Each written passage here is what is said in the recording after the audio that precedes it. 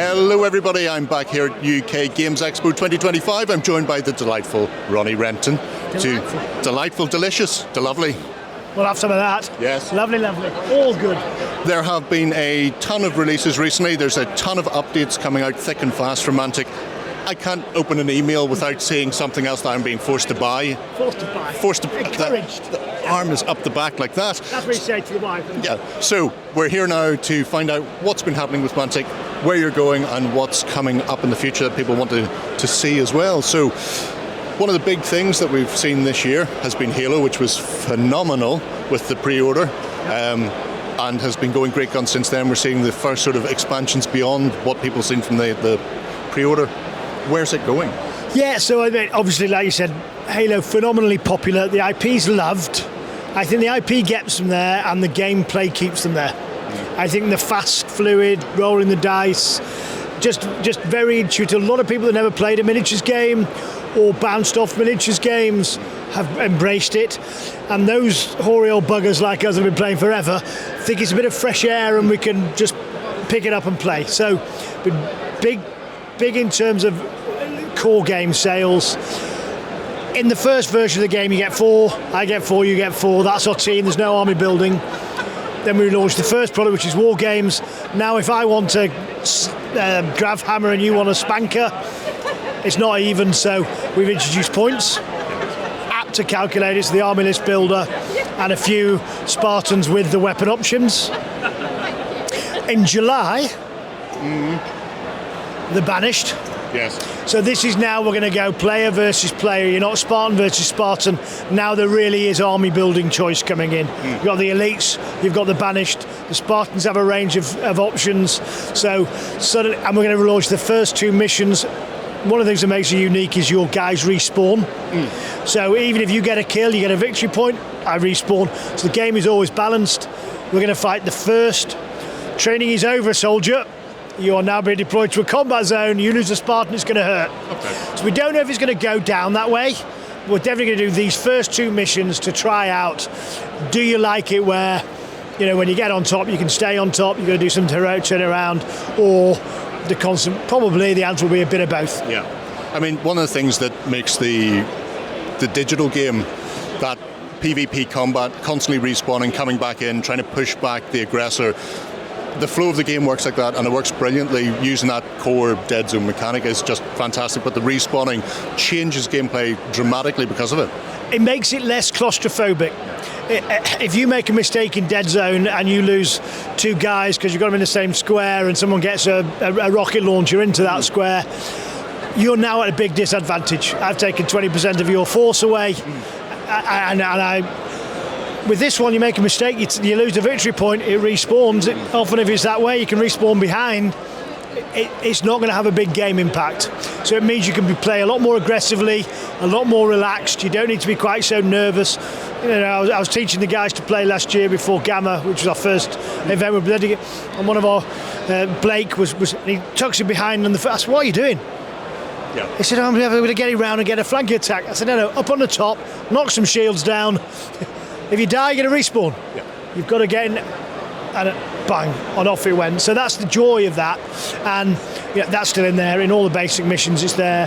Now we're just going to introduce a whole new faction. If you play the core missions, they'll have respawn. If you play the 2 new missions, we've got 2 without it. So that's going to bring you up to middle of the year. Yeah. Do you have plans for the rest of the year for Halo, or is it going to sort of slow down and give people a chance to get into the tournament sort of feel and play some games, or are there more releases on the horizon quickly? So yeah, great question. We're doing about 1 every 3 to 4 months where we're coming out with a big release. So March, Adepticon Salute, we released the points and the rest of the Spartan range. July we have the Banished, as we talked about. Then they're coming out of singles, and then you can buy them individually, start tweaking. Towards the end of the year, we're definitely bringing out so they'll be coming next. Okay, well, that's interesting. I wonder what that's going to be. I'm still looking forward to seeing all the vehicles, the little bikes and flyers and hovers and stuff, because they work very well in Dead Zone and they'll work perfectly well in Halo as well. Yeah, so it's got a nice solid release schedule. We're almost doing that 3 to 4 months. That just as you've mastered what's come out and played with it a few times, something more will come along and just tweak it again. Without, with Walking Dead, I think we just sometimes release it a bit too much, too fast. Actually, let's spend time growing the audience. All the OP kits are out, the organised events, so the LGT, there's nationals coming, so... Yeah. Obviously, nothing has happened behind him at all. No, definitely not. Moving away from Halo, let's talk a bit about some of your own IPs. Two really big things. One just been released in the likes of Kings of War Champions, and one that's upcoming. So start with Champions. Tell us a bit about the idea behind that. So one of the things we found with Kings of War was the barrier to entry was massive. Basically, yes, you can get 100 quid and you can buy an army, and then you've got 10 months of hobby building. Yeah. 3 if you're fast. To get that army ready for the table. Now, we had a little dabble a while ago with Ambush. Mm-hmm. The idea behind Ambush was just lower points. What we found was it didn't quite have enough character. Yeah. It was an absolute clear introduction to Kings of War, and it was just lower point values. But we wanted something with a bit more kind of narrative, and a bit more so. We've made the champion. This is his faction. They are ever so slightly more influential in the game than the heroes are in Kings of War, but you have 3 or 4 heroes in Kings of War. So they can issue commands. Their team reflects their game style play. And what you're essentially doing, as you can see down here, is almost, here's your champion, there's the bloody Cardinal, one big kit, and a couple of units. Sorry, you're playing a demo game there, I'm messing with it. And you've actually got the units lined up, playing, but now we can start writing scenarios, capture the stones, get the objective points. It's a nice hobby project that's not too big. The stat cards are all here, so all the information you need comes with it. You can see them actually here. They are actually playing the game, moving it in and moving into the fight. So nice hobby project. You're learning a rank and flank game. A lot of people, I think, will play here and just go through 2 or 3 different factions and stop there. Yeah. But if you want to take that Abyssal army into an army, right, I can now start playing Ambush with it. I can now start playing 1,000-point games, and I can build it up. So both a great recruiter for Kings of War and a beautiful game in its own right. And I think one of the things that struck me, because I'm a big Kings of War fan, as probably anybody who's seen me knows, Ambush is great, but Ambush is, like you say, it's Kings of War at lower points value. It still has the list building, it still has that, what should I be building? I've just picked this up for the first time, where do I go? With all of the champions' retinues, it is a specific man with a specific set of minions around them, and it is one way to build it. There's no list building, it is fixed, and then it comes down to how you use them on the table in the scenario, and then the flavour the champions bring, because they have little abilities that they can pass out to some, but not all of the units that are on the table. Every time you've got 3 commands and 4 units, how do you use them? And the non-army list building was a big part of it. It's just open the box, build it, play it. Yes. And we're just going to really lower all of those barriers into engaging with our games. All new plastics, beautiful new heroes, which are in this master-crafted resin that we put them together in. The detail is stunning. Nice size hobby project. Yeah. And it launched with 4, I want to say. Yeah, I think there was 4 in the first month, which gave you a nice choice. You had the Abyssals and Basileans, and you had, and we've got them here, the Goblins is going Northern Alliance. Anyway, all of the new plastics that we've got, there's 4 in there, and there's 1 every month running up until November, and then we're going to have 1 every 3 months. But the great joy is, every 6 months we're going to have a brand new one of these with a new hero. Whenever new plastics come out, if they haven't got a faction, they'll get one. Oh, well, that is remarkable. I think most people are lining up for the Trident Realm at the moment, because the Trident Realm hero is possibly the cutest of all champions. And we've literally been able to have some real fun with it, because we've gone from the bloody Cardinal, which is, kind of gross and void heart, through to Splash on the other side. We've got a real mix. So, enjoy. And if there's going to be 9 factions pretty quickly, 8 or 9 factions fairly quickly. If there isn't one of those 9 you like, maybe try Halo. Well, yeah, that's one way of doing it. I'll also say the narrative background for Champions is really interesting as well, because there's a lot of world building has gone on in Panethor over the past few years, and there are little Easter eggs. The champions themselves aren't just generic Basilean number 2. You know, everybody's a name character, everybody's a backstory, a history, something they're trying to achieve, which is great. And with Panethor, you know, it's a living world, it keeps moving on. The thing that happened, the Halpi's Rift a few years ago, is going to have cataclysmic changes at the end of this year. These champions are all going to go on and become the big heroes in the next 5-year arc. Okay. These are all going to go on, they're featuring in books, they're tied back and forth. As you know, we have our own rum now, yes. Which is very drinkable and tasty. I imagine it is, but I believe you have to be successful at playing games to get it. Or just bribe me. I've got a few bottles, so maybe when I come over to Belfast, I'll bring one with us and we can see if we can chunk through. Yes, yes, we will. Remind me before I leave. I keep getting my bag get stopped to custom. What's in there? Oh, nothing. But yeah, remind me, we'll bring one. Yeah, the story arc is really growing, and I think this was what we got a chance to do with Champs. Rob Berman just really took it to heart and got some great stories, a real breadth of heroes, and these guys are going to go on and be big players in the Panethor world. Yeah. Now, that's obviously Panethor's fantasy. There's a whole Warpath universe out there, and while Dead Zone is absolutely fantastic, Firefight's magnificent. So many people have been waiting for this since the Kickstarter was launched last year, and now we're seeing the first of the studio painted 6mm epic Warpath. Yep, well, 6 became 10 because 10 or 9, so we're somewhere around that ish size. Huge Kickstarter, you know, kind of blew our minds what we were doing. We've been planning and working on it about a year or so. Heard those other guys were redoing theirs. Came out and said, look, here's our plans, do you still want it? The answer was unequivocally yes. It's been a massive project in terms of plastic tooling, just getting all that through.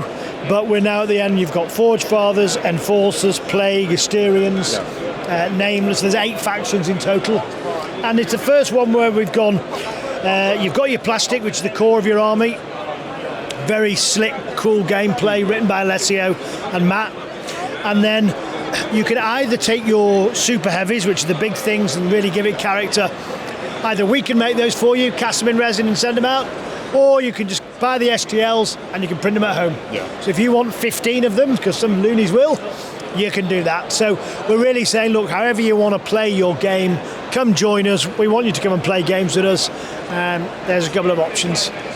One of the things that really struck me, Firefight and the old version of Warpath were very, very similar. They were almost too close together that people didn't really see the differentiation between them. By shrinking Warpath down, allowing you to actually get all of those things on the table, have the big monsters, have the huge super heavies, it then became much easier to show it as its own distinct thing and not just a slightly bigger version of Firefight. Yeah, correct. And I think there's a lot of largely gentlemen of a certain age who, I don't know, maybe our eyes start going and what we need, I get far and near, I don't know what it is, but we want to play those huge battles. While we dream of doing it in 28mm, it's just not feasible, just doesn't happen.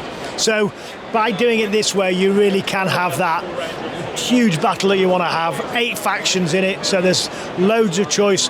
Each one has a different gaming style as well. And so, yeah, we're just finding that the hoary old vets, the grognards of us, are absolutely charging into this and having some fun with it. Yeah, guilty as charged on that one.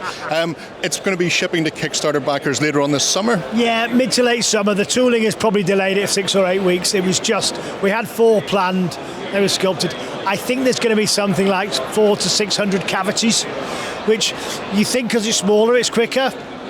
It's still a hole, and it's still got to cut it. It's still going to be detailed, and so it's probably the biggest tooling project we've ever undertaken. But yeah, well on track. The Enforcers, I hope to have it here. The Enforcers are somewhere between Poland and the UK right now in customs, but the first plastic sprues are in. I think we've sent some early shots to the backers, but they are going to be available. PDFs will be shipping a few weeks before the army, so people can start reading and planning. We'll give everyone a free PDF to have a look and read of it, and start planning your army. So yeah, mid to late summer.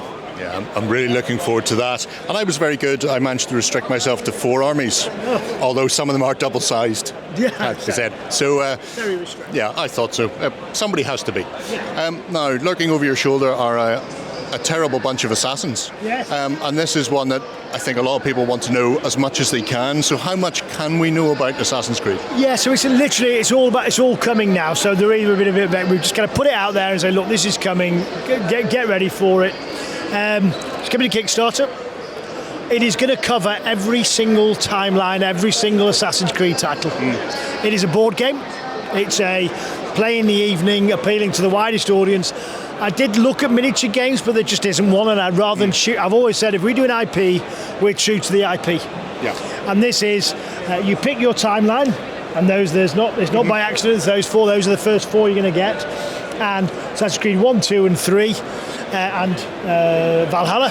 Yeah.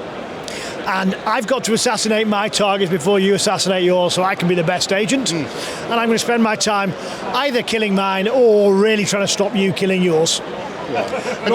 It's unusual when an assassin ends up becoming a bodyguard. Yeah, it is. But yeah, there we are. It's going to be great fun. The Ubisoft guys are great to work with. Probably hitting Kickstarter in July. I'm just getting prompted off screen. Yeah. So probably July. Watch out for it. The stories are going to start. We've got a load of assets in. Games written by Jack, who's a great games designer. Who's worked with us on a number of games. Worked with us on Worms, which was hugely successful. So keep your eyes peeled for reveals and content coming over the next 4 weeks. There you go. There we go, folks. Hopefully that's whet your appetite for what's going on at Mantic. It definitely is well worth checking out. Just the sheer volume of games that they have now, especially since the board game section seems to be taking off massively as well. No longer it's a little subsection of Mantic. It is a big chunk of the company proper. If you want to know any more, check them out. Drop a question below. You've heard it. Ronnie's going to be coming over and seeing me, so maybe we'll be able to weasel out a few more little bits of nuggety goodness from him in the future. We're going to push on and see what else there is here at the Expo.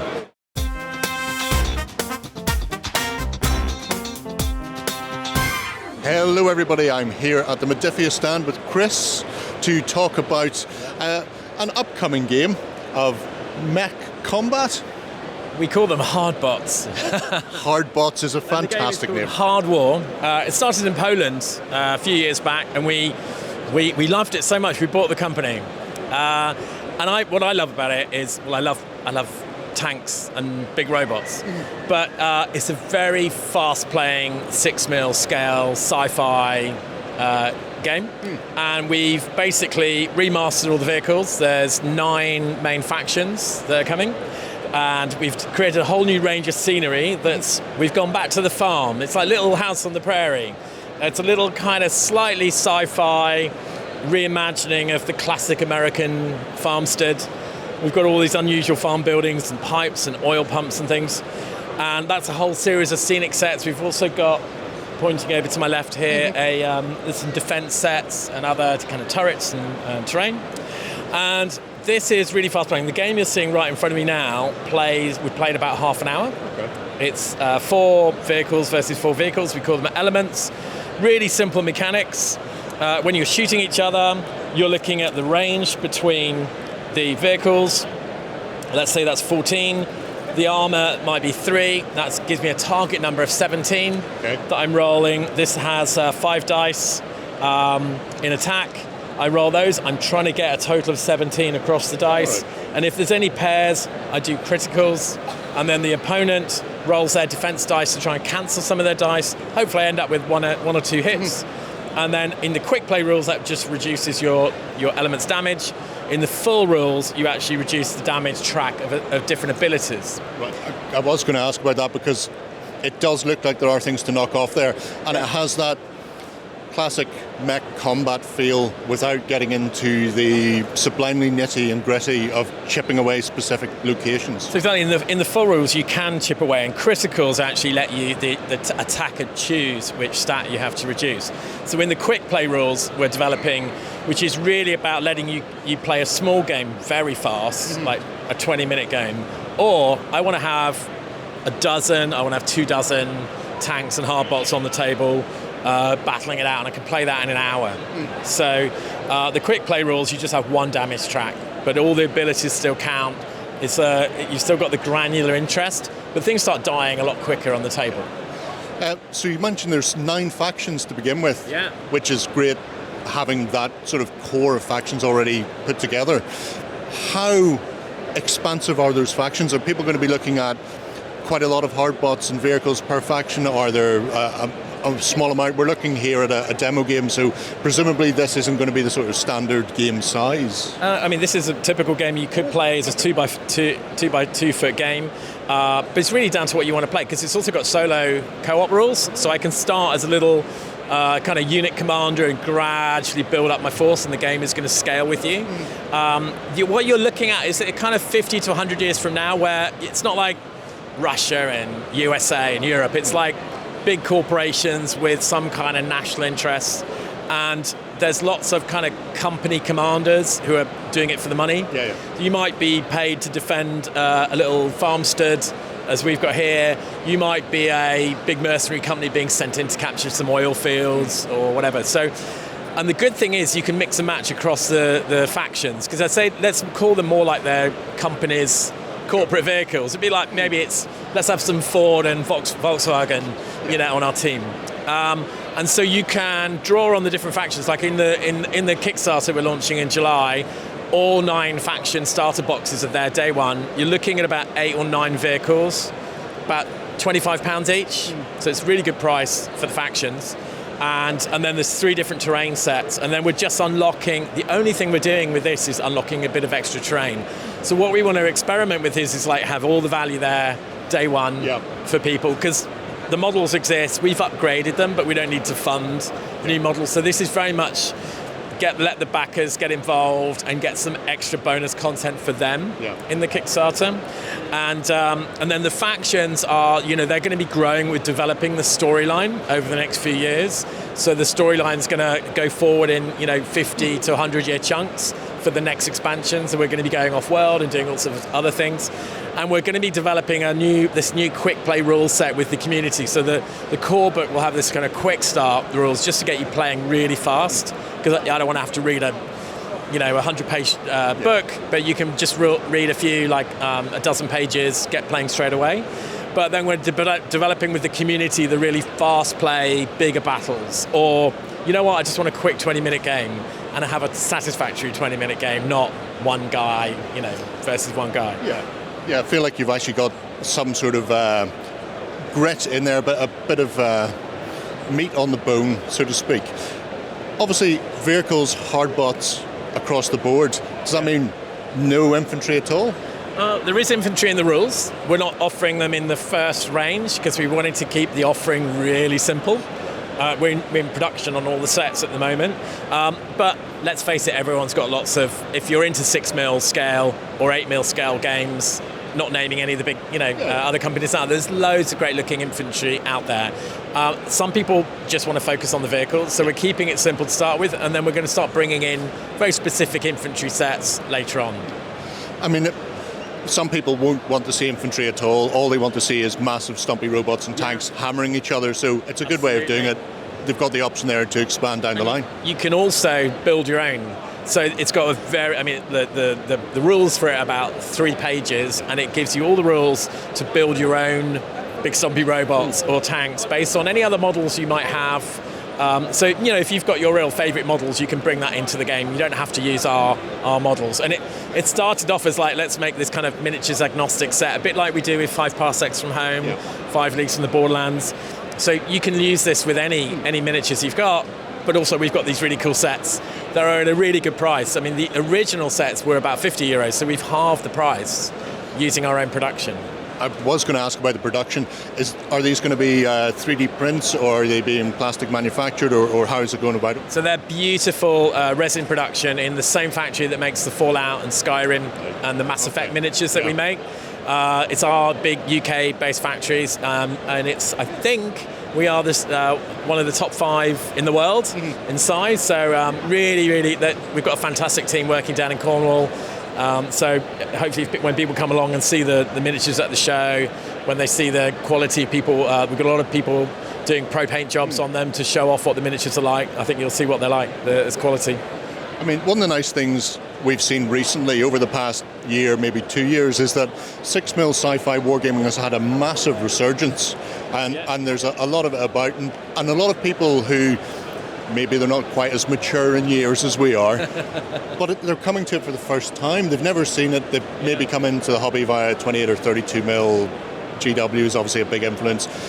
Never came across a 6mm wargame in their life, and these sort of offerings, being able to play not just a quick game, but to play a substantial game at a smaller scale in a smaller space, is a great way of doing it. I mean, especially with GW bringing back Legion Imperialis, people have gone, I can play big battles with tiny miniatures, and it can be really fun. Mantic did their 6mm scale game. You've got BattleTech is just constant. It's such a great brand, always successful, and so what you've seen now is this resurgence of that scale, and people realizing they can play a big battle in a small space, which I think is a big thing now. With as everyone gets older, they don't have the big war game tables. They need something that can fit on a little coffee table. Maybe they can leave it up in their one of their rooms. And so you need stuff that you can play those big games without needing a 6-foot by 4-foot gaming table.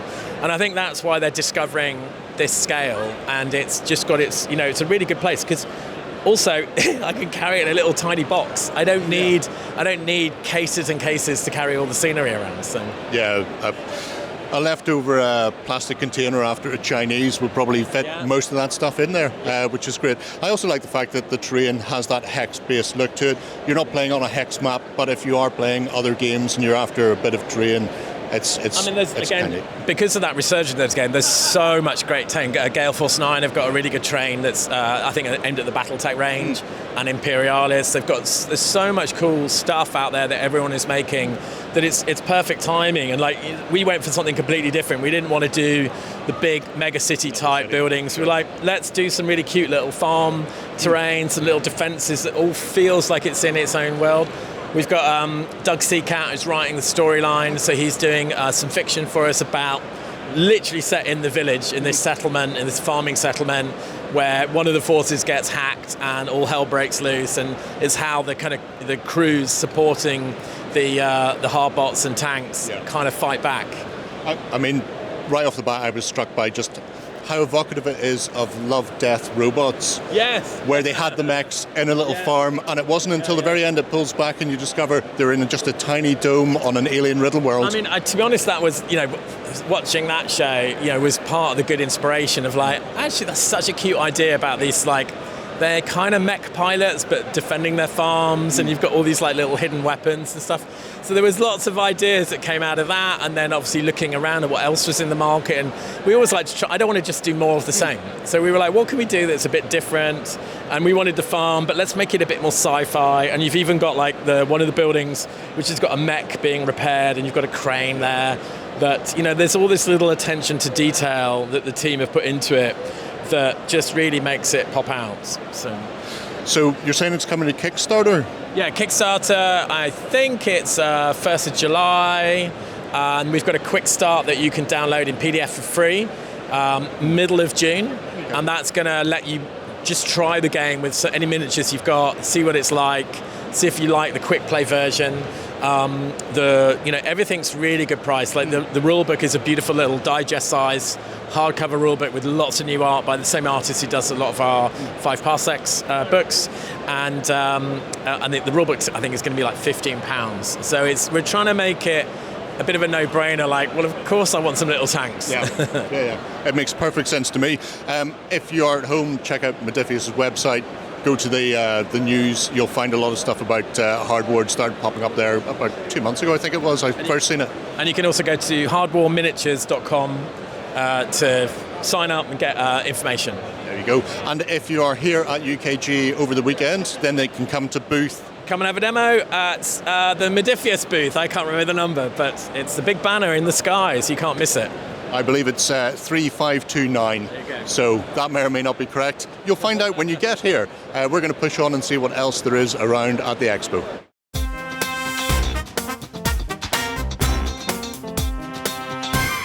Hello everybody, I'm back here again at the UK Games Expo 2025. This time I'm joined by Chris over at the Dystopian Wars display games and Armoured Clash as well. So great to be here. Yeah, absolutely. It's we're right in the thick of it. As you can see, it's mentally busy today.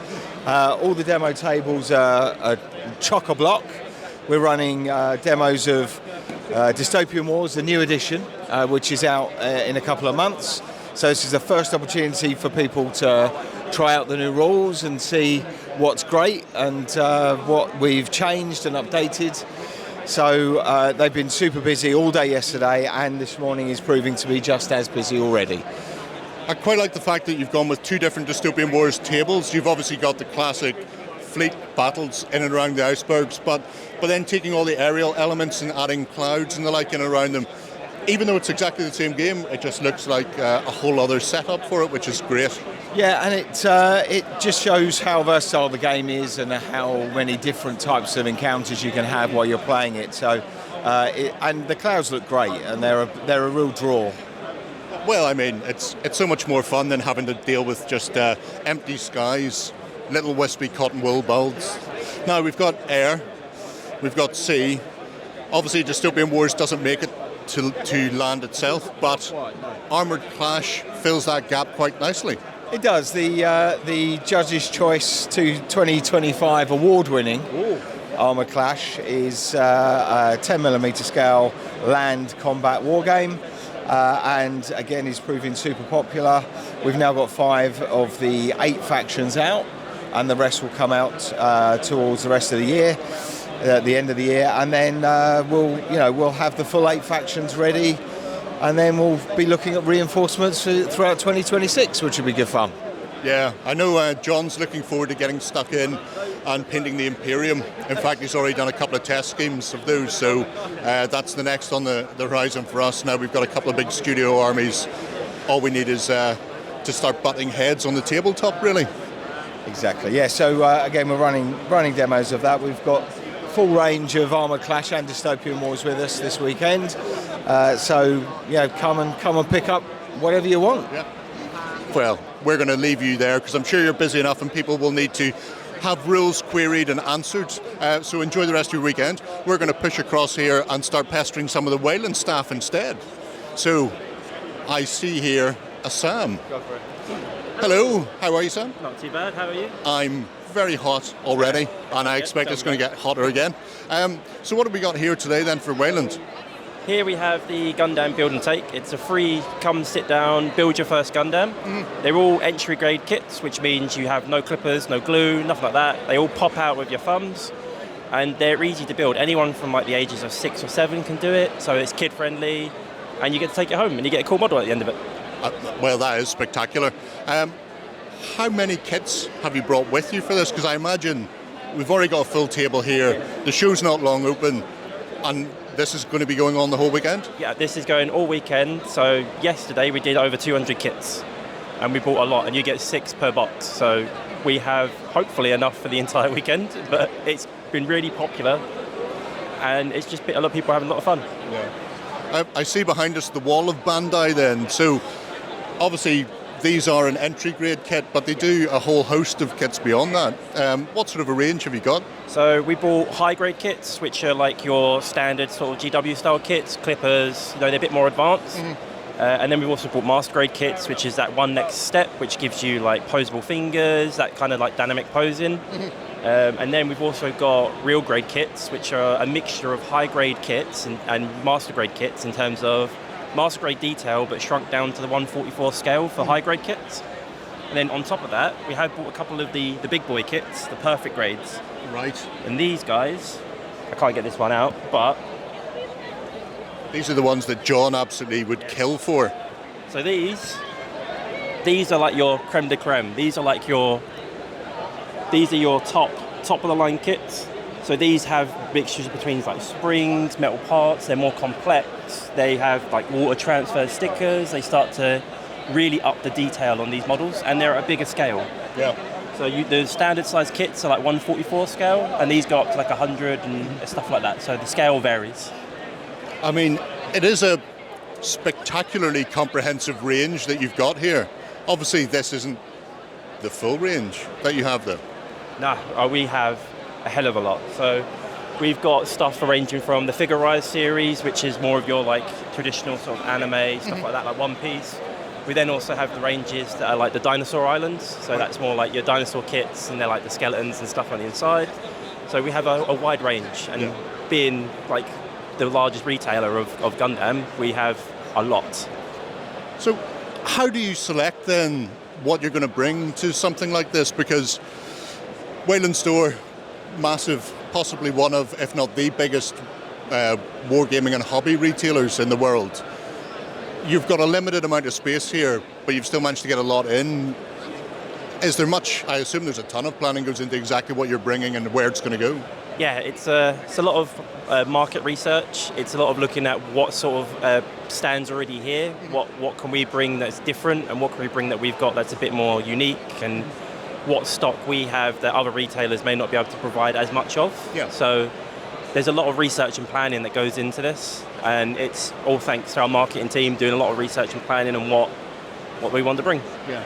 I mean, down here we've got a whole host of war games on one side, so we're looking at things like Blood and Plunder, Bolt Action, Hail Caesar, all of the sort of historic or military history type of things. And then right beside it, you've also then got a massive stock of some of the biggest fantasy you can get with Parabellum's range.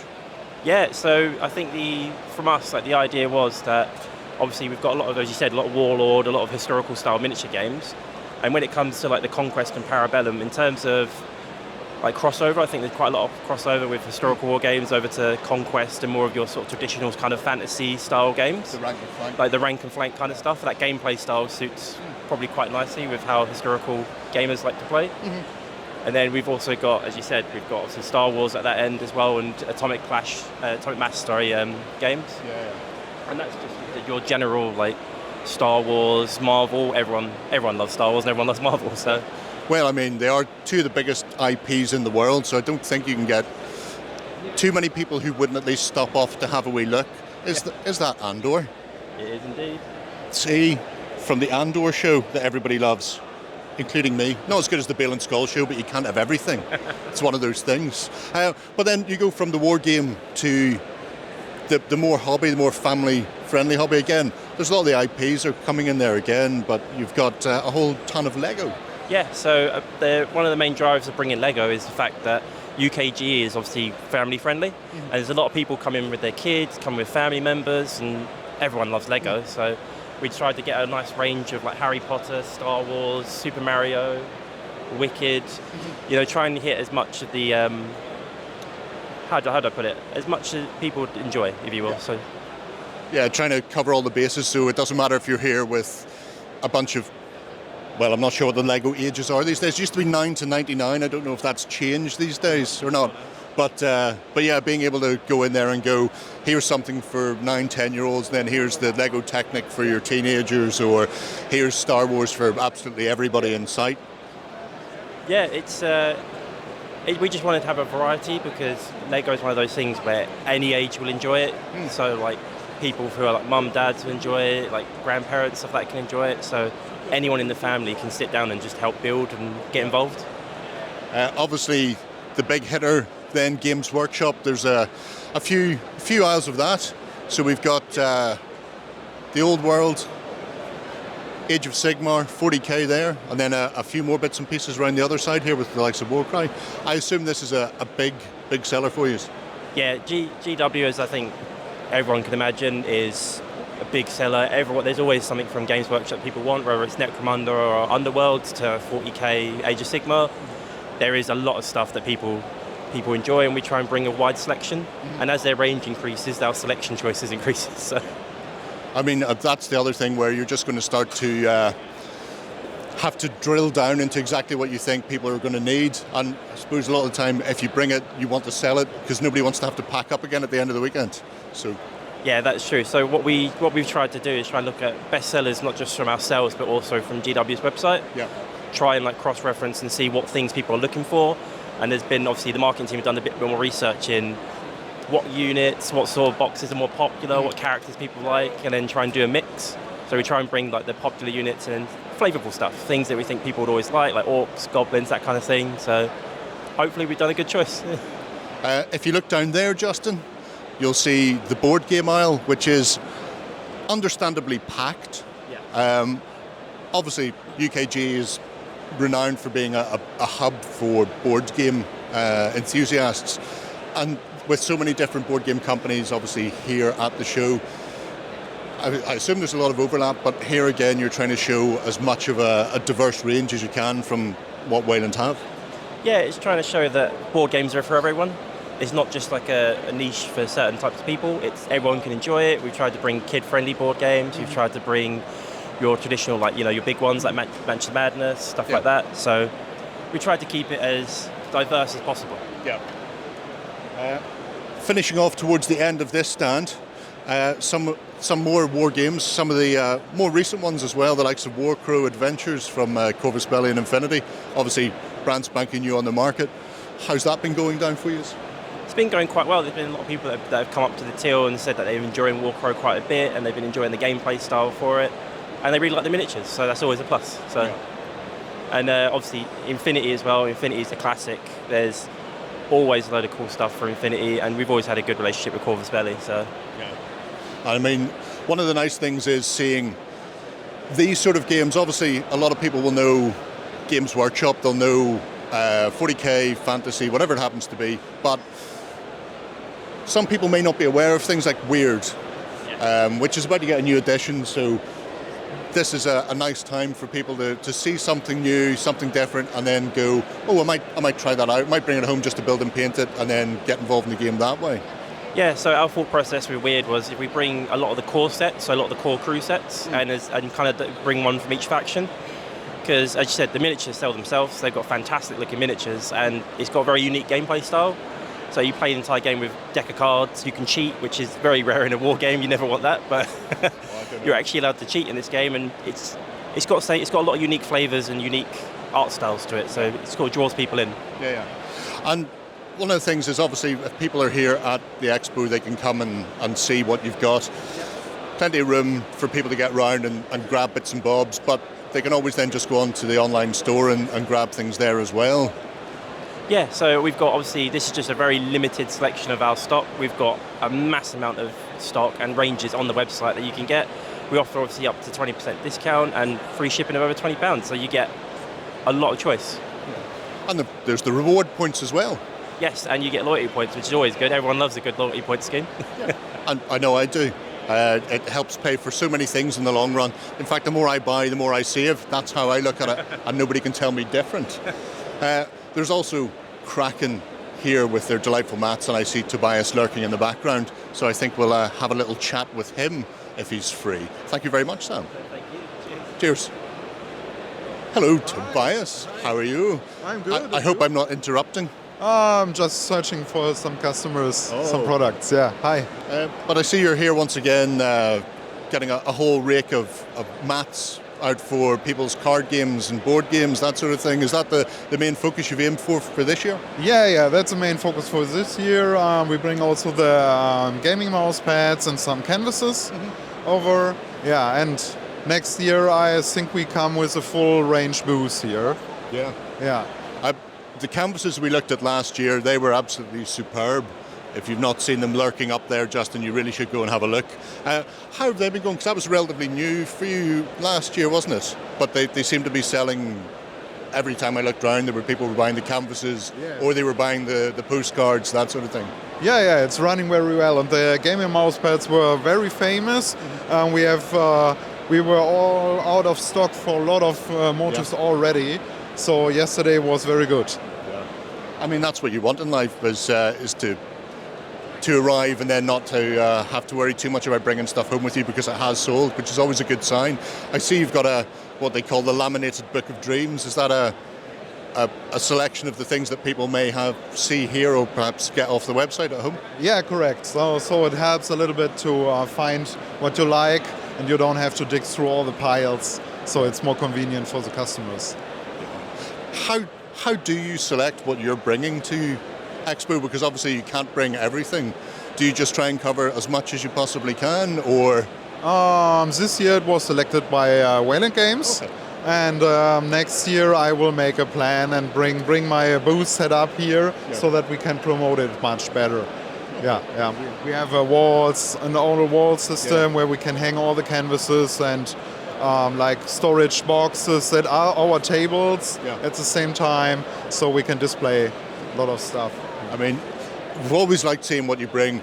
I particularly like the mats these days for the card games and the board games. Just something to dress your table with, because they are artwork in themselves, and it's a bit better than having to throw down a tea cloth on the table. It just gives a nice little feel and effect for whatever game you happen to be playing, and the art designs on them are absolutely superb. Do you still get a chance to do much of the art yourself? These days, once a year maybe, Well, but I have a lot of talented artists, so I'm working with and work for me, so it's good to be the art director too. Well, that's very true. I mean, things like the majestic Cthulhu coming up out of the waters there. Somebody's going to have a bad day at Ryla, but this happens to everyone. I can see an awful lot of people queuing up for your attention, so we'll let you go with that, Tobias. Thanks very much. If people want to check out more, they can get it through Wayland or through Kraken as well. Yeah, correct. Wayland Games or Kraken. We ship also to the UK, but you can basically get everything in the UK at Wayland Games. So there you go, folks. If you are here at the expo, they are the very first booth as you come in through the door. You can get your Wayland Game stuff, the Armoured Clash, a whole host of other bits and pieces and paraphernalia and hobby gear, and of course the lovely Kraken mats as well. And if you're at home, you can always check them out online, rack up some loyalty points. Right, we're going to push on and see what else we have here at the expo.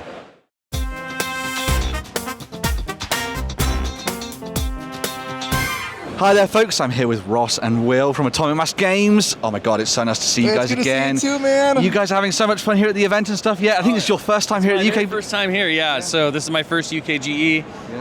Blown away so far. Excited to wrap up the next 2 days, I guess. See what happens. Yeah.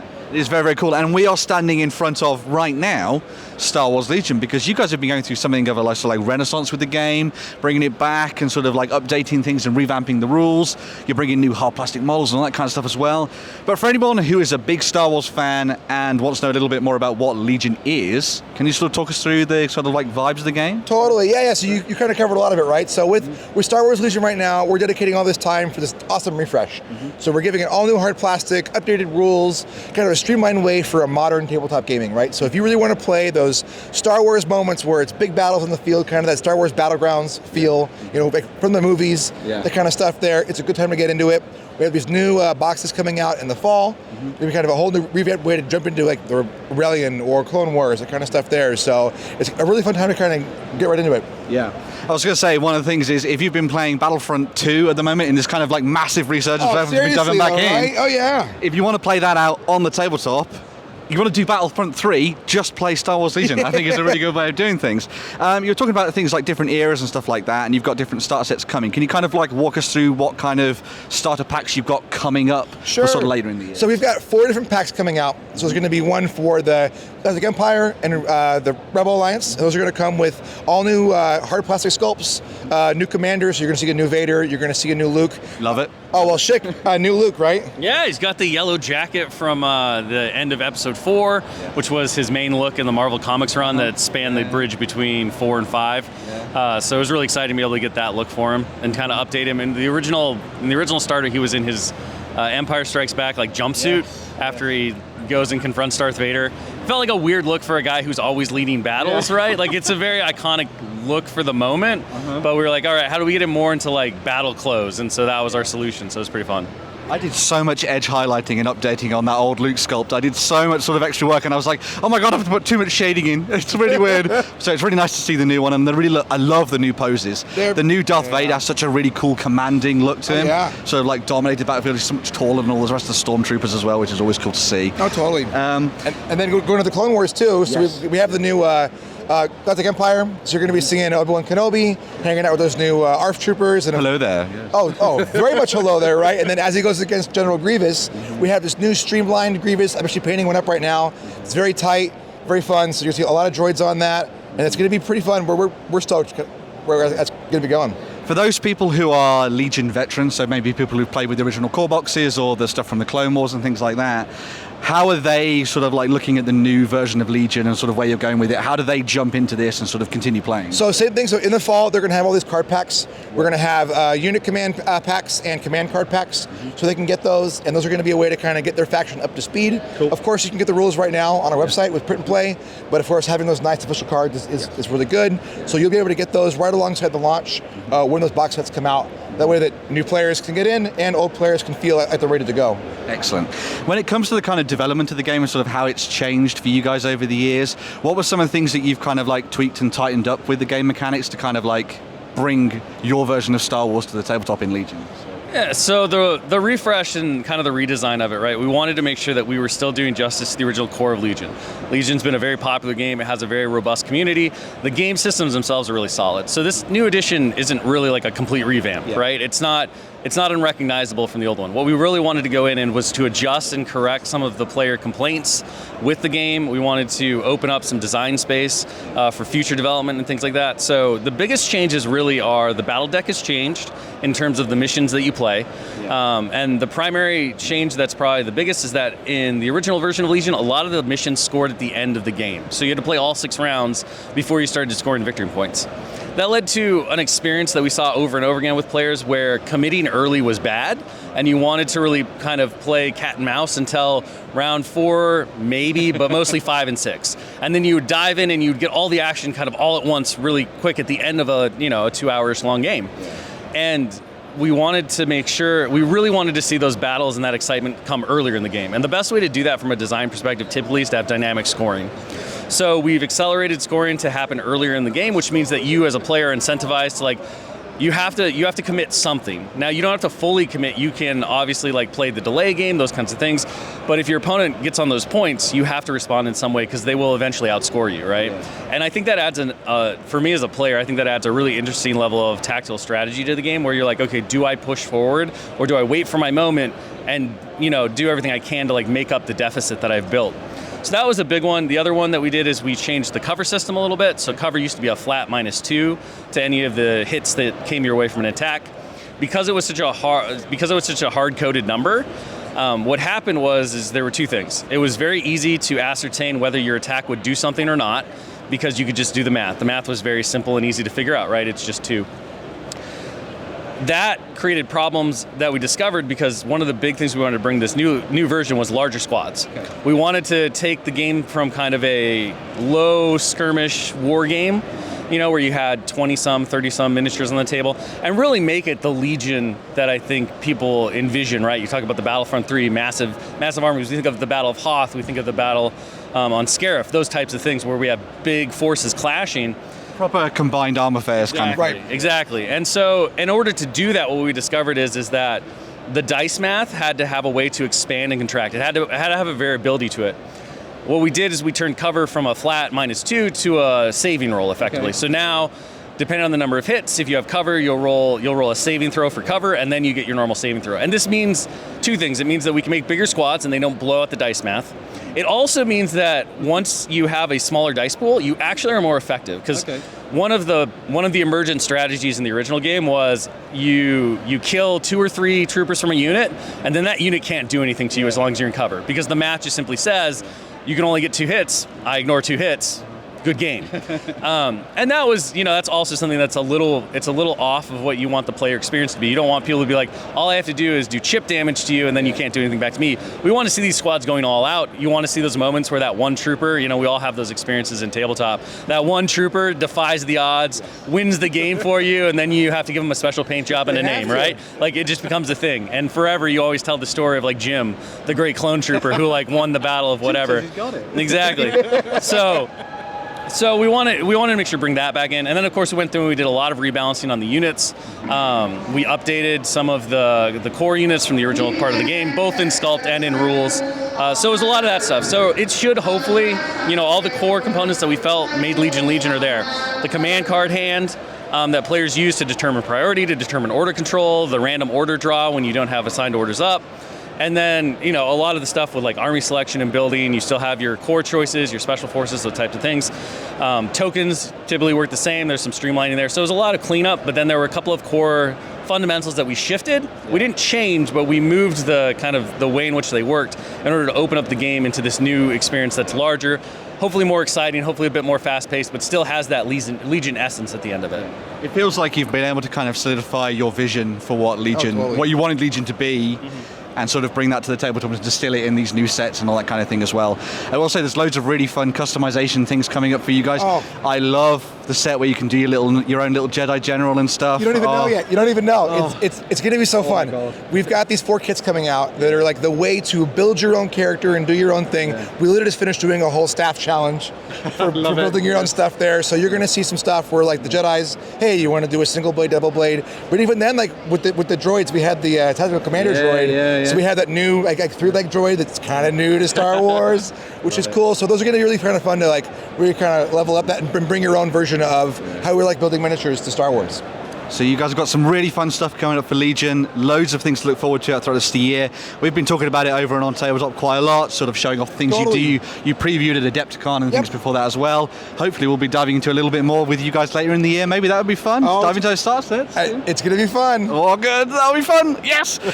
We are going to go and actually talk a little bit more about Shatterpoint as well. But before we move over to there, I just want to make sure to say go and watch the live blog and of course watch the live stream, and we'll see you guys in a little minute to talk a little bit more about Shatterpoint and Star Wars. Woo!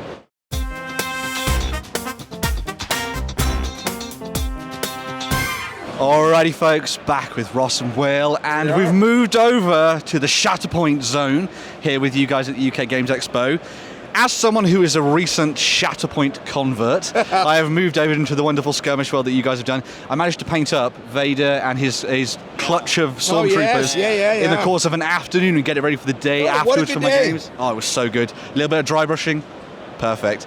For those people who aren't aware, what is sort of Shatterpoint and how does it kind of differ from Legion, which is obviously the other game that you guys do? So what's fun with Shatterpoint is it's moments in time with Star Wars, right? So you can find these characters where they are in that moment, like with some other things. So like we get like Han and Luke and Leia, like on the Death Star escape, coming into those things there. And you get to have those moments where it's a skirmish-based game with high elevated terrain, very thematic moments, and you're going on to like either capture points and do these things, but it's a different game. I think as you're playing through, you're like, oh my gosh, here's my track, here's my stuff, and it's a really kind of a fun way to play with Star Wars in a new way. Chick? Yeah, I mean, the original inspiration behind Shatterpoint was the idea, if Legion is the big climactic movie moments, right? If it is the realistic kind of representation of the Star Wars galaxy, Shatterpoint is the animated Saturday morning cartoon, right? And so in this game, there are stakes, but the stakes feel less I want to say like real in a way, in that you know that no matter what happens on the table, win or lose, those characters are going to come back next week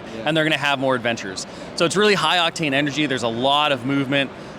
We did things with like the order system, whereas in Legion it's about command and control. In Shatterpoint it's about reacting to what the Force gives you. And what that means is that you actually draw your activations off a stack that's completely randomized. And you have a couple of ways to manipulate that, but really what Shatterpoint does is it emphasizes tactics over strategy. So you have to think in the moment. Every turn in Shatterpoint is a puzzle where you're like, this isn't quite what I wanted. How do I make the best of it? How do I work my way out of this to come up with the best solution for what's being presented to me? And it creates a really dynamic dialogue between players back and forth, and it feels like those moments in the Saturday morning cartoons or like the animated Clone Wars series where you watch your heroes go in with a plan and then they lose the plan and now they're just scrambling to try to figure out what to do and come out on top. I had a moment where I was playing with Ventress and I was running her across the top of some of the buildings that you guys got, which are amazing anyway, of course. And I'd pulled her out earlier and I got her into a position where she was just completely out in the open. And obviously she's a little bit of an assassin. She doesn't necessarily want to be out there. Not her favorite spot. And I was flipping through and I was like, I've kind of run out of Force tokens to do anything with this. I think she's going to be a little bit in trouble. And then she got shot quite a lot. And she could only stop so many lightsaber blasts coming her way. No, bolter blasts. Well, it's funny with her too, because like, you want to throw her out because she's so powerful, but like if you do it, you're gonna get stuck. The other thing I wanted to point out as well is that you've kind of got, as you say, you've got this sort of like Saturday morning cartoon feel to it. All the box sets and things that you guys do are all really nicely themed. Yeah. How do you decide on sort of what goes into what? Is it based on just watching things like Clone Wars and Rebels and then deciding, or? Yeah, I mean, the media is definitely kind of our guiding light for that, right? So with the starter box is a great example. So we wanted to kind of cover a couple of different time periods within the Clone Wars. So you have the Anakin with his 501st clones, you have Ventress, well, she's still with the Separatist Alliance and her B1s and droids, and that kind of takes you in the early season of Clone Wars. And then, because we were designing the starter right around the same time as season 7 of the Clone Wars was coming, we were like, wouldn't it be cool if we kind of showed the past of Clone Wars and then the present of Clone Wars in terms of where it was in its showing. And so we took Ahsoka when she's leading the Mandalorians with Bo-Katan against Maul and his Mandalorians as they're trying to take back Maul, or they're trying to take back a Mandalore. And it provides this kind of interesting like look at the range of these characters, where they are in time, right? Like that's a very specific Ahsoka. It's an Ahsoka from like 3 episodes of the show. The Anakin is a bit more generalized over the course of the show, but there's these moments and times that we can pull from and we can use those characters. And then it also kind of gives a nod to the fact that Shatterpoint, unlike Legion, which is a faction game where you're playing specifically within like Rebel Alliance or whatever, in Shatterpoint, because it's a bit of a dream big, like anybody can team up with anybody on a cartoon, you get a lot more freedom as a player. So if you want to take your Darth Vader squad and you want to put it with an Ahsoka squad, you can do that, right? If you want to kind of see how those things would work in your mind, or you want to tell your stories, you get to do that. And I think that's a really fun thing about skirmish games. It allows players to personalize their collections, the way in which they want to tell these stories. And of course, it opens up a lot of opportunities if you're into the list building and comboing aspect. And we did some really neat things with soft bonuses for like, everybody's got keywords, right? So what you'll find as you start playing the game is like you can mix anybody with anybody, but if you really want to dial up your ability to synergize, a lot of abilities have keywords to them. So for example, Clone Captain Rex can do something, but he does it better when he's doing it to clone troopers. And so maybe you want to take more clone troopers, maybe you don't. I think as a player of Tabletop Industries games, those kinds of questions, that kind of like deck building aspect is really interesting and it's very fun. But it all goes back into creating those thematic boxes. So because we have this system of keywords and the way in which the abilities work, it really incentivizes us to think about, okay, every squad box is meant to be played right out of the box, right? You don't have to think about list building if you don't want to. You can just plug it into your strike team and play. So how are we looking at these things? Which characters make sense within the stories, with the primary characters and the secondary characters and that kind of stuff? So it's all story related. One of the things that I've quite enjoyed when we started playing was, obviously you normally play with 2 teams and they sort of work together as a sort of combination. But we were just doing our sort of demo games just with simply 1 box. Oh, sure. And just learning to play that way on a slightly smaller table, because you normally play on a 3x3, but we sort of shrunk it down a little bit to 2x2. And it still felt like a really cool cinematic moment on the tabletop. The other thing I really enjoyed about it was the kind of ways you could do that sort of what-if scenario thing. Oh, yeah. So obviously I got my hands on I really loved like the Leia and the Luke and Han one with Chewie as they're escaping from the Death Star. Yeah. And I was like, what if Andor had survived, spoilers for Andor, and he was hanging out with them, and he could sort of like help them with their Death Star run and all that kind of stuff. So yeah, and it was all very cool. Well, so then you get a Vader and a Krennic, right? And then you just oh my god, it's a grudge match for the centuries. Oh yeah. And like that combination, that what if you're talking about, right? It's really neat because all of those characters share the spy keyword, and so they actually synergize really well because they all tag off of that. That spy, was my thinking. Right? Yeah, see? So not only did you get a cool what if that's thematic and interesting, but also from a gameplay perspective, you have so much to explore with that, and I think that's really fun. My other combo is Darth Vader and his stormtroopers, and I bought Iden Verso along as well with Inferno Squad. Oh yeah. So yeah, that's my way I'm going with that one. When it comes to sort of like a little bit more in the in-depth of mechanics and stuff like that, one of the things that I really enjoy about Shatterpoint is that kind of flow chart that you guys have got for the damage system. So again, you can be very reactive in the way that you deal with certain situations. Obviously, you've got the card flips and things like that. But can you talk us through a little bit of that sort of like flow chart and sort of how that works? So, yeah, in Shatterpoint, unlike a lot of miniatures games where successes on dice just equal like points of damage, because we had this vision of like retelling a Clone Wars episode, retelling the greatest like character moments in Star Wars, when you think about those moments, typically they're duels, right? They are 2 characters engaging in combat with each other. And one of the things that I love about Star Wars so much is the fact that the way a character fights tells you as much about the character as any of their lines do in the dialogue. My key example of that is if you think about the fight between Anakin and Obi-Wan at the end of Episode 3, right, on Mustafar. If you watch that scene with like over and over again, and you kind of start to pay attention to how the characters interact with each other in the battle. Anakin from the start he's going for the kill. He's going for just going ham. Yeah, right. He clearly is just going to remove Obi-Wan. But Obi-Wan is playing a very defensive game. Like, he's still trying to talk to Anakin. He's trying to talk him down. He's trying to reason with his friend. He really believes he can save him. And then you have that key moment where he's like, from my perspective, the Jedi are the ones who are evil. And Obi-Wan flips. And all of a sudden, Obi-Wan's fighting style completely changes into this aggressive, like, my friend is gone, you are the enemy, I have to end your threat to the galaxy. So frenetic at that point, yeah. Oh, Yeah, and in my head, when we were working on the design and thinking about it, it was like, that's what I want to feel on the tabletop. I've always been fascinated in miniatures games, and there's been some great ones. Like, I think the old Confrontation combat system was really intriguing in terms of how you allocated dice, and it felt like you were changing, you were changing parries and strikes and blows. And then Arena Rex kind of was an inspiration for this too, where they did a really neat damage chart, which you can see that is an inspiration behind this, where you kind of flowed down and did different things. We kind of took those ideas and we put them into the next level, where it was like, all right, what if instead of just dealing damage, everything on your chart was an interesting choice? And with Shatterpoint, damage isn't the end-all be-all of the game. It's a very positional and maneuvering game, so there's a lot of shoves, there's a lot of displacement. And what that does is it creates that dance that you see where I can drive you back with my attacks, and then you can parry and reposition and come back and push me. And so characters are never static on the table. And I think that, it's exciting to watch, it's exciting as a player, and I really think it helps the story unfold over the whole thing. It also allows us to dive into those characters and make them feel more. So Obi-Wan's Form 3, very defensive, very he's going to put you in a position where the rest of his troops can deal with you. Anakin's Form 5, super aggressive, just tons of damage, not a lot of, he's just going to eliminate you from the table. And you start to really get a feel for, okay, what am I going to do? And then we added an extra layer on top of it where primary characters, so your main characters in the game, the ones that kind of form the heads of your squads, they have two sides to their stance card. And you get to choose to flip that once during their activation. So now you have more options, right? You can do the high damage side on Anakin, or you can say he's being a bit more reserved and he's going to position you into a better spot so he gets a lot more shoves. And now as a player, you have all of these different tools in your toolbox to try to address the situations you have.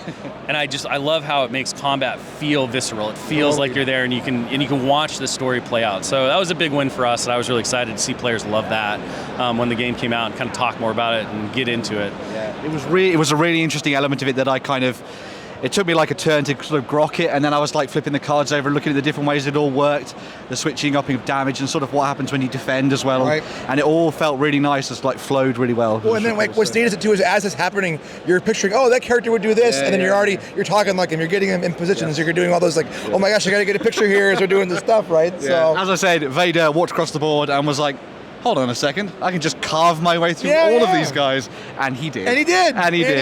Obviously, Shatterpoint is very established. You've obviously got the start set and all that kind of thing as well. But recently at Adepticon and things, you guys have been showing off a roadmap that goes up into 2026. Can you sort of talk us through some of the high points? I mean, all of it's pretty high. And high ground. Yeah. But can you talk us through some of those things that you've got sort of coming up for that? Yeah, so it's going to be pretty fun. So right now in the case at the show, we've brought the new... we have the Rift Hampson, and we have the new Aqua Droid and the Corns as we do more stuff with the Clone Wars.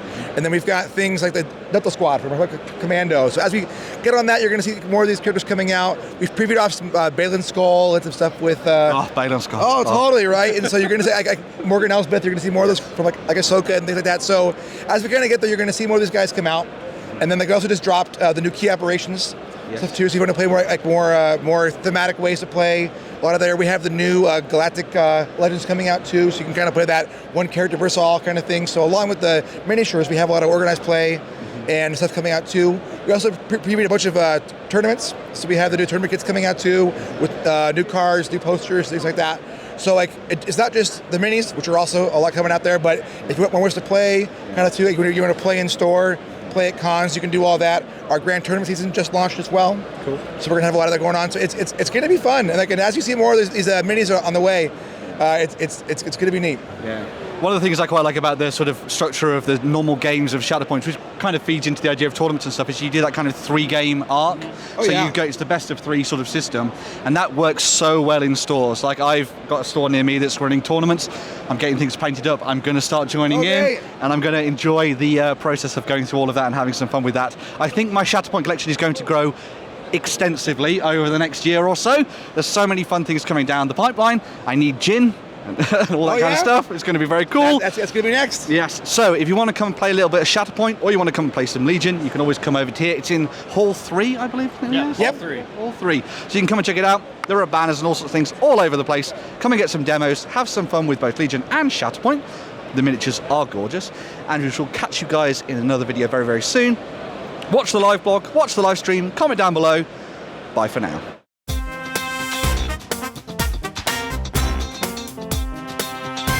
Hi everybody, I am back at UK Games Expo 2025 and I've stopped off at the Rebellion stand with Philip to have a little chat about what's been happening with Joyride and what the guys at Rebellion have been up to. So, Philip, the stand is heaving, mate. Absolutely heaving. I'm loving it. What all have you brought with you this year? So, this is our first UK Games Expo where you've been able to buy Joyride. I know. I'm sitting here going, my missus might kill me. It's a game that we've been working on so long to actually have it in people's hands, people to walk away with it. Super exciting. So you can walk away with your own copy of Turbo, which is our big Kickstarter box. Has everything you could possibly want Joyride in it. Don't tell me that. It's about 150 quid's worth of stuff, just for 100 quid, and it stores everything. We also have, starting at the show, we're starting our Joyride Car Club, which is a monthly free giveaway of maps, new map tracks to play Joyride with. We have physical copies at the show, but also if you sign up to that, you will just get them in your emails once a month. New tracks to play, new special rules, all sorts of fun stuff there to keep the energy going. And while we don't have anything official to say yet, there's definitely more Joyride in the works. Again, whenever it's a smashy, bashy, car crashy game that you just love, I mean, look at everybody having fun just over here. The demos are just rolling and rolling and rolling. Now, I'm seeing the next thing along here. What is Tunnels and Trolls? Right. So, Tunnels and Trolls is the second ever TTRPG. It's like the second ever after the one you expect. Sort of a cult game, super important to the development of TTRPGs. Did solo RPGs before Fighting Fantasy was a thing. And I want to say 3 years ago, Rebellion acquired the rights to it, and we've since been plugging away at reimagining it and bringing it to a new audience, refreshing it. And this is the UK Games Expo is the first time people have been able to see anything other than little teasers. So we're doing demos, 1 hour demo slots where people can play test it. It's still in alpha stage, so people are able to give feedback and really change how the game takes shape, but really positive response so far, and we're planning on going to crowdfunding in August, September this year. Okay, one to watch out for then, definitely. Oh yeah. All right, now, I know you guys are kind of crazy, so I'm sure that's not all you've got. I've seen a banner for Sniper Elite, the board game. What are you doing with this? Right, so Sniper Elite is our first big board game. It's dear to our hearts.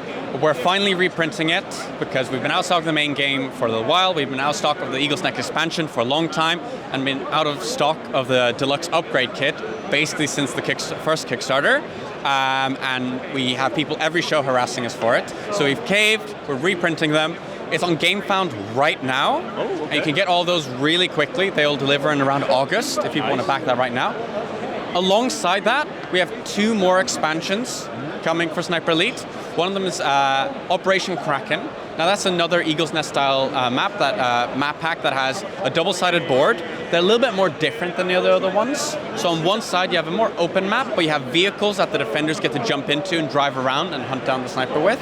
On the other side, you're playing across 3 levels of an aircraft carrier, where it's really claustrophobic. The sniper can climb up and down air vents as well as using the stairs, which the guards can't do. The guards can lock doors to try and really box the sniper in. It really feels like a knife fight. So it's a great little expansion. It feels very different, even though it's the same rules. And then we also have a smaller box expansion called Escalation. And that adds this mode where on any of regardless what Sniper Elite content you have, you can add in this module where both sides get these advantages and they can pick from their own pool. So as a sniper, I can get upgraded loadout cards or extra loadout cards, or I can get these modules. So for example, one of them lets you bring a dog as a sniper that helps distract the guards. I always like a good pupper. Good pupper. It's called literally a good boy. Or you can take a model that lets you basically do a double kill with a single shot by shooting through one guard. As the defenders, you can take advantages based on the map. You can take elite officers that are even better. You can also take special modules. One of them is a sniper hunter. He's armored. He just relentlessly runs after snipers, very good at killing him. Big tank. Big tank guy. His fists up as a miniature. So it's a really nice little expansion that just adds a lot of depth and variety, because you can choose your advantages based on the map and the cards you've drawn. You go, okay, actually on this map, it would be really useful if I have an extra loadout card so I can get that extra swimming gear I need, whatever it might be. Awesome. Well, it sounds like you're going to have a really, really great expo. If folks are at the show and are looking to find you, what's your stand number? God, I should remember that. We are 3A 502. Perfect. Right, and for those who can't make it, where can they find you online? So RebellionUnplugged.com, but we're on all the socials, Rebellion Unplugged, Instagram, Blue Sky, all the rest. So. Well, thank you very much. Yeah, thank you so much. Everybody, I may never financially recover from this. We will move on. Drop your comments below. Tell us what you think. Are you loving what you're seeing from the guys at Rebellion? Well, we'll see you again soon.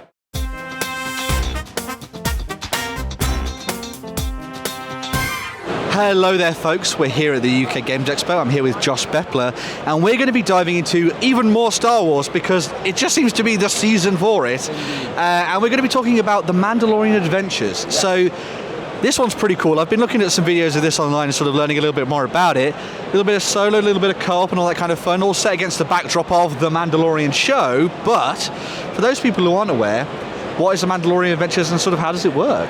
Yeah, so it's a adventure game based on the Mandalorian television series. This is, as you said, a cooperative game primarily, in which you're going to be playing cards to various action slots, of which you have to take 2 different actions.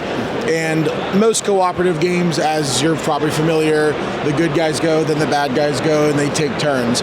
What's different about this game is that you're going to be playing skill cards that have varying values, and when you reach 5 or more strength on an action, that is indeed when the enemies are going to activate.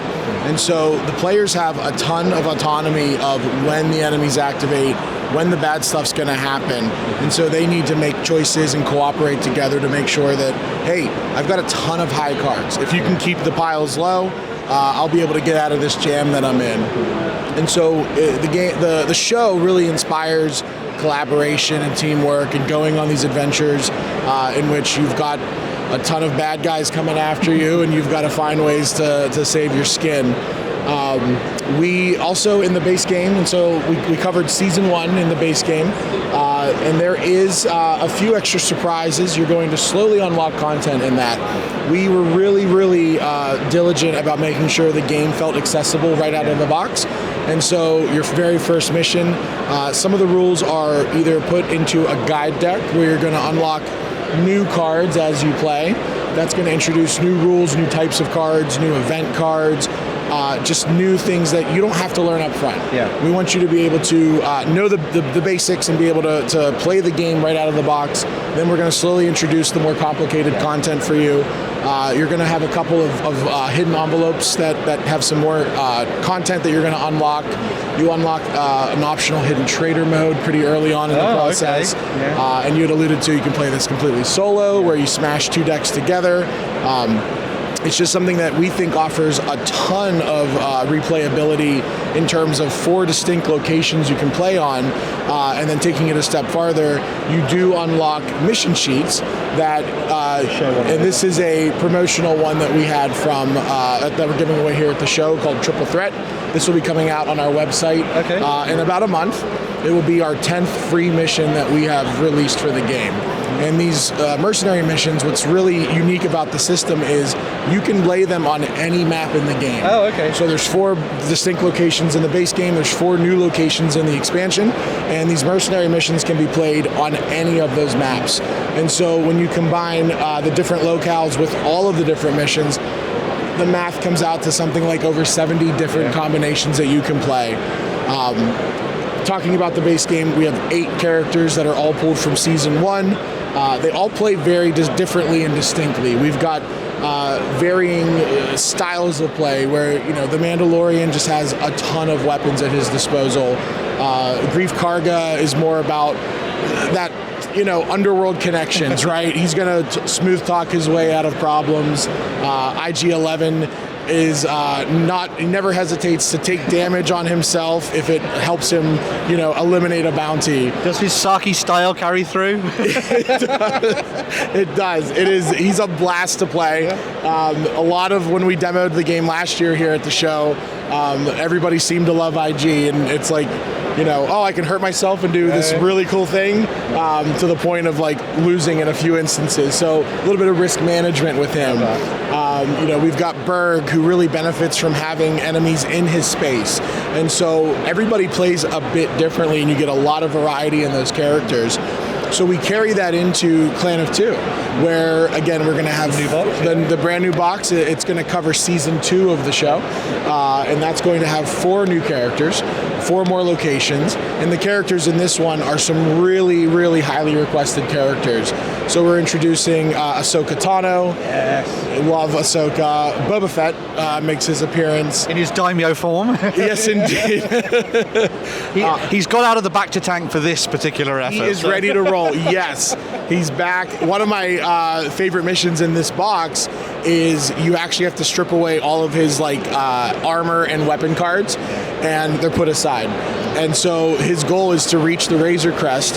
He'll then take all of his weapons and armor back into his hand, just like in that episode where he retrieves his armor, and then you're just ready to unleash it on these waves of enemies. And so everything we've done in this game is just so directly inspired by the show. Corey and I are massive Star Wars fans. Just, we've both grown up on it, and it was such a lovely opportunity to get to work with him, who is, as far as Star Wars board games, royalty in the industry. I was going to say, you also managed to get his trademark small cards into this as well. Yes, so. Indeed. Corey cards are in effect. So true. So true. I think everything that we have done is really in service of the theme, in service of the show, and it's a show that means a lot to us, and we know the magnitude of what this show means to so many other people, and so we needed to deliver on something that felt like you were watching the TV show. And from the demos we've run at this show, that's the feedback we've gotten is, man, I felt like I was in the episode, and that is so rewarding to hear. Absolutely. I would imagine, obviously, with the show, carrying forward and things like that, you guys are hot and ready to follow along in the footsteps of Disney and see what they do, and then come up with more adventures, I would guess. You'd think it would be a given, I suppose. But yeah, as a studio, you'd love to, obviously. May or may not, be in the works. We never confirm nor deny. There's been 3 seasons of the TV show, so it'd be lovely to continue down the path. Absolutely. Yeah. And do you have a particularly favorite mission that you've got in here that you just love coming back to all the time? Or? Yeah, so in the base game, there's a mission based on the Prison Break episode where they have to retrieve the prisoner from the New Republic prison ship. That one remains my favorite mission from the base game. Here in the expansion, my favorite mission is probably this first one, the Liberation of Caladan. This was the one that I was really able to contribute the most to as far as the layout and how everything kind of interworks with this one. It was a ton of fun to do. I loved the Kurosawa vibes of this episode with the Ronin of Ahsoka, and she squares off with the magistrate at the end of the episode. That was something we really wanted to capture here. And I think something that's interesting about season 2 is there's much less waves of enemies kind of coming after the heroes, and a lot more one-on-one action, right? There are a lot more cinematic duels. And so for a game like this, it was important to find a way to reenact those duels right on the tabletop. And so the big breakthrough we had was what's called the duel deck. And so when you do reach Morgan Elsbeth, you're going to find the duel icon on her. Okay. You need to be in her space to attack her, and every time you attack, you have to draw a duel card. Okay. The duel card, most enemies in this game, you simply apply damage. The duel card is going to tell you how she reacts to your attack. Right. So she may block some damage and call in a reinforcement, or she blocks all damage, but you could maybe take that extra swing and damage yourself to deal 2 unblockable damage to her. And so it really simulates an opponent who is reacting to what you're doing. They're not just standing there taking hits. They're gonna, defend themselves. They're gonna run away when necessary. That's something that has just been so fun to work with, and that duel mechanic pops up in a few places in this expansion.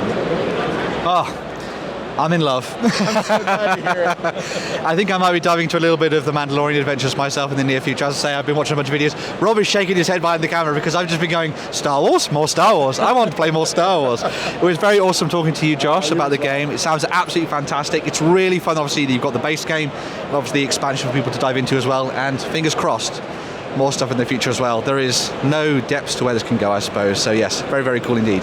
Thank you once again. Thank you so much. Make sure to check out more of our videos on the live blog and over on the live stream as well. And we'll see you guys in another video very, very soon. Bye for now.